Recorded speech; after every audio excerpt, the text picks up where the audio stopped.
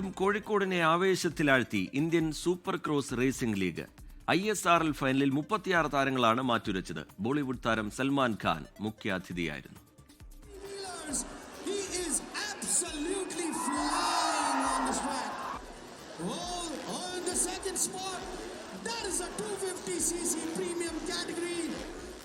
Racing ബൈക്കുകളുടെ ഇരമ്പലിന് കാതോർത്ത കായിക പ്രേമികൾക്ക് മനം നിറയ്ക്കുന്ന കാഴ്ച.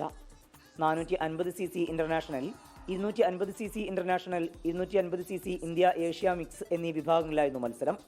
36 ദേശീയ അന്തർദേശീയ താരങ്ങൾ അണിനിരുന്ന 6 ഫ്രാഞ്ചൈസി ടീമുകളാണ് bike റേസിൽ മാറ്റുരച്ചത്.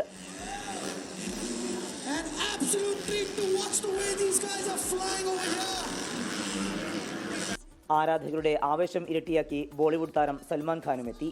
Ladies and gentlemen, boys and girls, please welcome Celebration 450cc international മത്സരത്തിൽ ബിഗ് റോക്ക് മോട്ടോർ സ്പോർട്സിന്റെ ഓസ്ട്രേലിയൻ താരം മാറ്റ്മോസ് ചാമ്പ്യനായി. ഫ്രഞ്ച് താരം കെൽവിൻ ഫോൺവിയേലിയാണ് 250cc ഇന്റർനാഷണലിലെ വിജയി.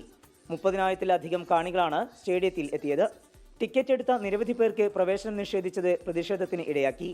പിന്നീട് പോലീസ് ഇടപെട്ടാണ് പ്രശ്നം പരിഹരിച്ചത്. അനൂപിനൊപ്പം സമീർ സി മുഹമ്മദ്, 24 കോഴിക്കോട്.